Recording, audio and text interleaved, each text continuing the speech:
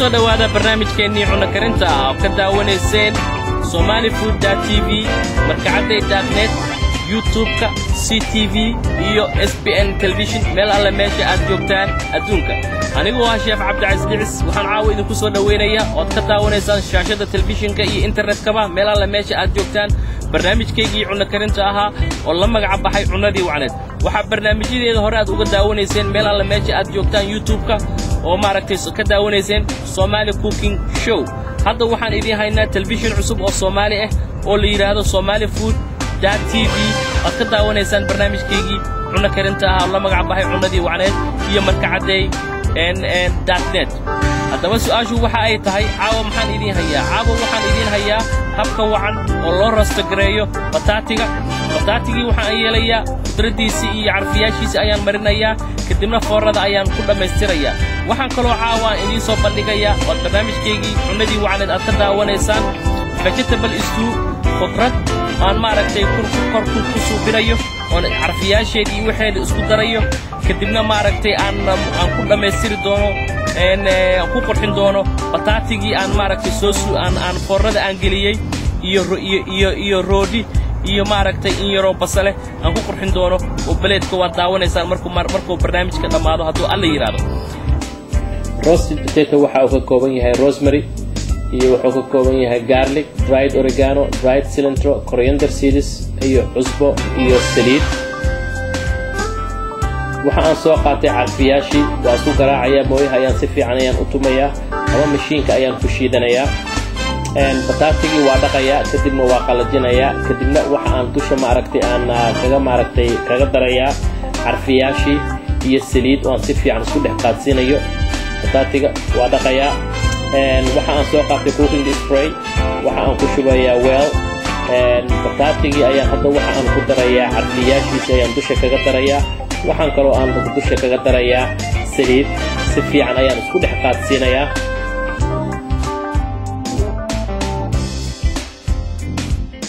marka aan si fiican isku dhex qaadsiiyo waxaan yeelayaa weel ayaan soo qaadanayaa bataatigii ayaan si isla eg u dhigayaa foornadana 10 daqiiqo ayaan maaragtay preheat ku sii suubiyo ayaan sii kulleeyay hadda waxaan ku darayaa saliidii foornada waxaan geysanayaa 425 40 daqiiqo ayaan beegareynayaa 40 daqiiqo kadib waa ka soo bixinayaa waxaa habboon badanaa markaad suugaysid waxyaalaha starchska oo maaragtay ka mid yihiin maaragtay bataatigoo kale in bataatiga marka aad suugisid bataatiga uu ka madoobaanayaa haddaad isla markii aad dhaqdid haddaadan bataatiga aad dhaqdo bataatiga waxaa yeelaysaa waa dhaqaysaa markaad dhaqdidna kadib waxaad yeelaysaa weel biyo leh ayaad ku shubaysaa waa ku dhigaysaa ilaa aad inta maaragtay carfiyaasha iyo basasha iyo waxyaalihii kale aad sii diyaarsanaysid waxaad sidoo kale u suubin kartaa khudradda nooca loo yaqaano tufaax oo kale asagana waxa weeye marka aad dhaqdid tufaaxa waxa weeye sempre waxa u baahan yahay in yaroo liima dhanaan ayaad dusha ka marinaysaa ama haddii kale waxaa yeelaysaa vinegar ayaad dusha ka marinaysaa haddaadan saas aad suubinna waxa weeye tufaaxii waxa weeye wuu ka halaabaya wuuna ka madoobaanaya taasna ku talagala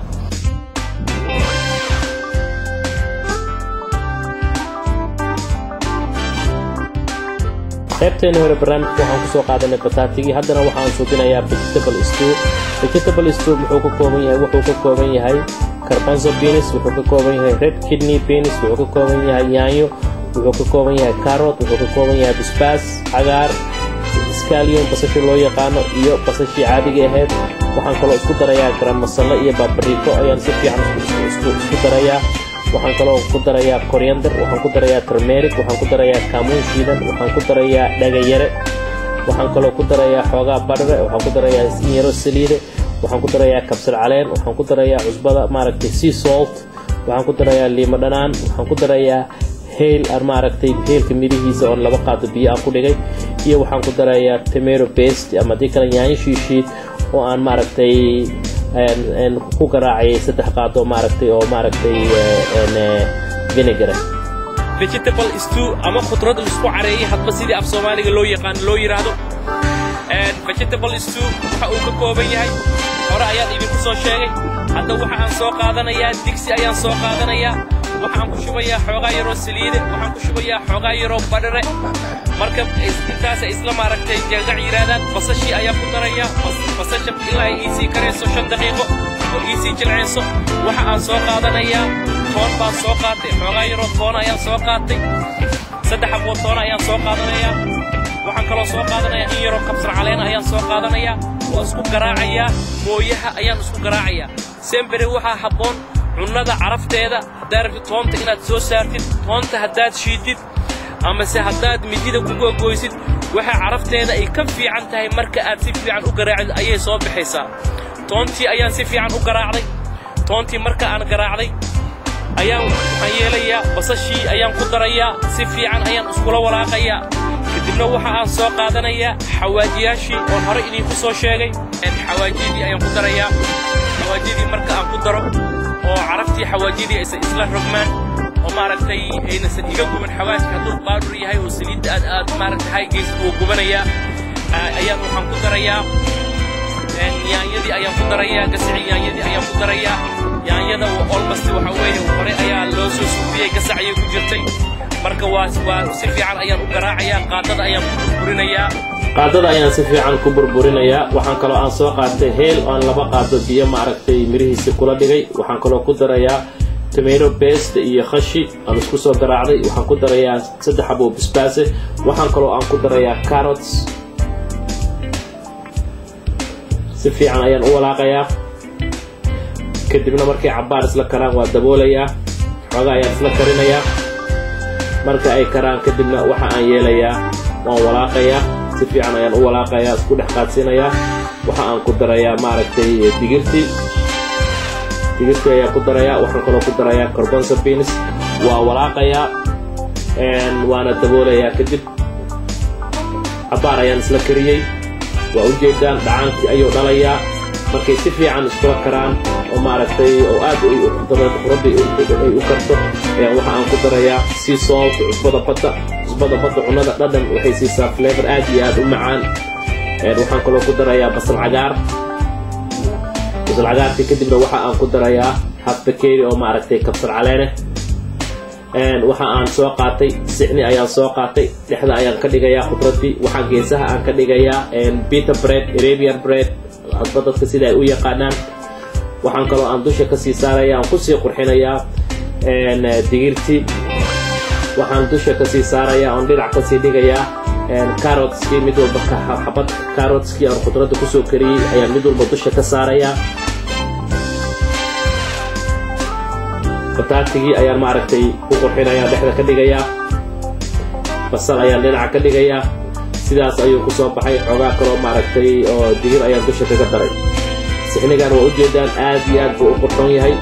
waxaad ku cuni kartaa maaragtay as appetizer saan ayaad u cuni kartaa as maaragtay waxaa u cuni kartaa maaragtay qada ahaan waa u cuni kartaa quraac ahaan waa u cuni kartaa casho ahaan waa u cuni kartaa barnaamijkeena waxaa noo hirgeliyey oo noo suurtageliyey markacadey.net iyo somalifood.tv anigoo ah Sheekh Cabdicaziz Dhicis waxaa igala soo xiriiri kartaan emailka cabdicaziz6@msn.com meel alla meesha aad joogtaan inta aan ku kulmi doono barnaamijkani barnaamij lamid ah anigoo ah Sheekh Cabdicaziz waxaan leeyahay amaana Allah amaana rasuul wassalaamu calaykum waraxmatullahi wabarakaatuh